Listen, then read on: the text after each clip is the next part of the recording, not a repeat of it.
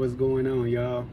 I'm Ricky Dominguez, and I think this is about episode 5. And the title of today's talk is There is strength in experience. Strength in experiences, right? Um, y'all don't know, but me, I move around a lot. As far as my job goes, just looking for better opportunities, looking for promotion, just allowing God to order my steps. I know the things that I want out of life, so therefore I'm willing to undergo the steps, whatever life brings to me that I have to undergo in order to attain that thing. Well, whenever you're trying to do anything on a higher level, it's about getting out of your comfort zone. What I've noticed is that when I go to different places, it's like being a new kid at school. I moved around a lot even when I was young. I actually feel like this is part of me. I don't get too attached to people or things. When you're a new person at school, you have the pressures. You want to fit in. You want to dress right. You don't want to make yourself look stupid, by falling or, I'll never forget. I had in 8th grade, man, I had moved to yet another school, and it was in Aurora, Illinois, and it was a Cowherd. And I had on a maroon Dickie suit. That's when Bone Thugs-n-Harmony was really popular. And they were wearing the Dickie suits, the full Dickie suits. I had a maroon one, and I thought it was so cool. I had a little afro, and I was in class. I never forget. I think her name was Miss Hill. I think it was the English class. It was the first period, and I'm new here at the school, and I'm in class, and out of all things, man, it's a roach crawling on my afro, man. And I was just like, oh my God, and I didn't feel it because my afro is, big, but somebody ended up saying it, and I, knock it off and kill it. But a good thing, they didn't, I guess, affiliate the roaches with my house, and it was more so that the roaches are there in school or in the desk, right? And I'm just giving you that example to show like how things could go wrong when you're the new kid, like the pressures that you have and things like that. And I'm saying that to say in my jobs, when I move around, I experience that same thing. You getting out your comfort level. You have to know how to adapt to new surroundings, new things going on. And it's tough. It could be tough. And you're unknown. People don't know your character. They're going off other people's word. They have to get to know you. And what I've experienced, man, is whenever you're trying to get to the next level, you're going to have to get out your comfort zone. There are things that you're going to have to experience and be ready to endure when you do that. And it's easy to forget once you get settled in a place. You forget about all of the things that you went through to get here. Those experiences, and that's one thing that I'm guilty of. I'll go to another place and I'll do it with the momentum that I got from this old place, forgetting all of the things that I had to go through, the suffering, the transitioning, the experiencing new environments, having to get resettled. And I'm talking about a year or two's time, sometimes not even 2 years. I'm moving again multiple times. I've been in Virginia, Nashville, Houston, Louisiana. These within the span of 10 years, I didn't touch these states and been there and looking to move again. Now I'm in Illinois, right? And it's all within this small time frame. And I'm saying this to say, man, that I run into little problems where the people who work underneath me and with me, they have to get acclimated. I come in with this new structure, with this spirit of excellence, with this expectation of way that I think things should be done, the way that I know things should be done, right? As a leader, a spirit of excellence. I really believe, and you need to hear this, and you need to adopt this mindset as well. You need to have a spirit of excellence. The way that you do anything is how you do everything. I put my same excellence, discipline, self-control into everything because I want to be great at everything. Everything that I do. I even picked up Amazon Flex. I spoke about that in one of my old videos, and I enjoy it. I actually enjoy it. Going from house to house, dropping a package. It's almost like a game to me. But I'm saying this to say, I check my dashboard. I want the badges. I want them to tell me that I was on time, that I handled their package with care. I want to be the best at anything I do. And what I'm saying is, how you do anything is how you do everything. So when I'm into these new places and I'm dealing with the people underneath me, and I'm also being graded and trying to get situated with the people over me, I run into these instances where, I'm the outsider, and they're communicating with one another. You know, when you find yourself in these instances where you feel like an outcast, like you're not being fairly treated. But what I'm here to say is there's strength in experiences in your encounters. And one thing that I was reminded of was Deuteronomy chapter 7 and 8, where God says he is the one who gives us the power to get wealth. That word power there means ability. He gives you the ability to get wealth.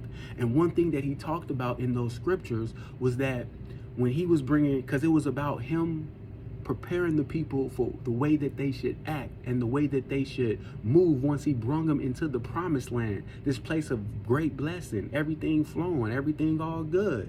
You know, he said to them, even though I'm taking you into a land where there are people more greater than you, more stature, more people, they look intimidating.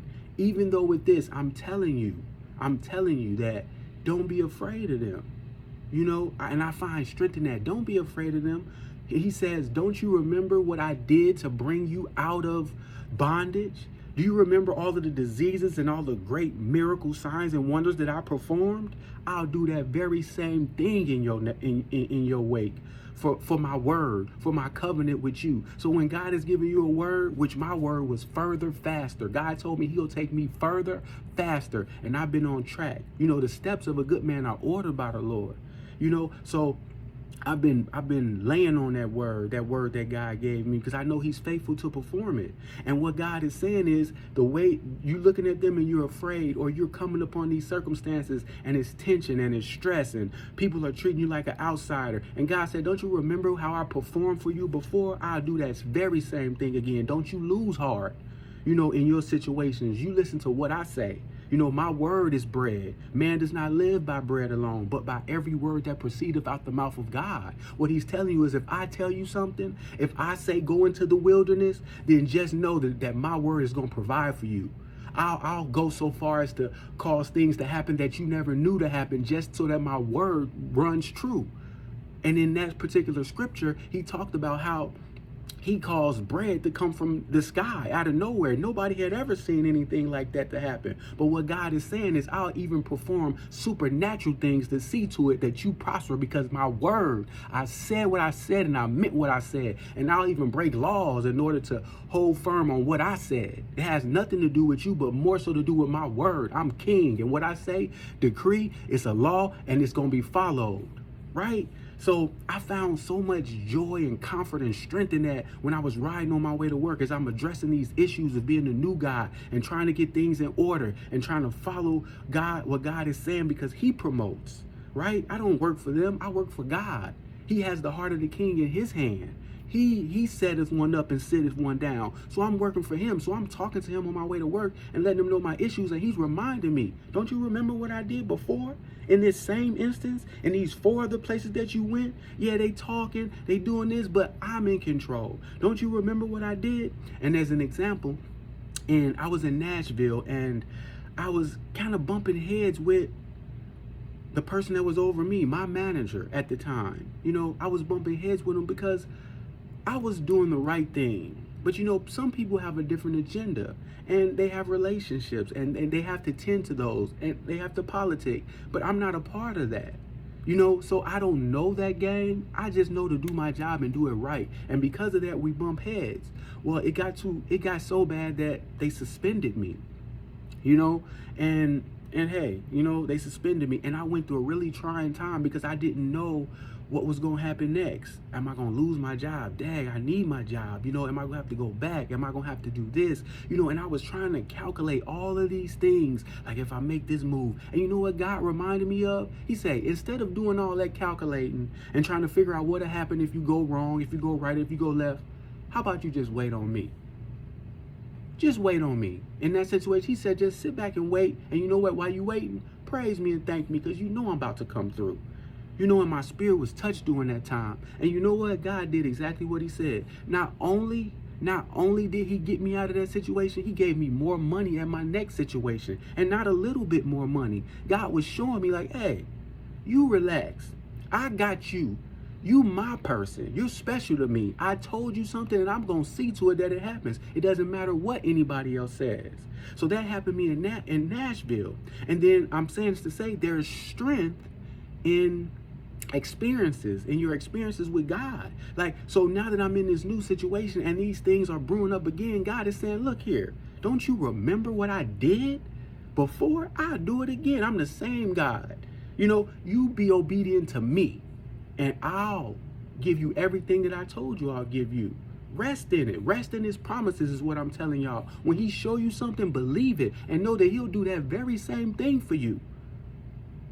So just remember, y'all, man, there's strength in your experiences. Always reference back to where you came from and what you did to get you here. And hopefully you'll realize that this is small compared to what I did. And it's definitely small to God. He'll come through. And that's what I'm saying to y'all. Remember, y'all, one of the things that we need to continue to do is serve the gifts that we've been given by God in a way that pleases him to his people. And that's the way we colonize earth so that it looks like heaven. I'll holler at y'all next time.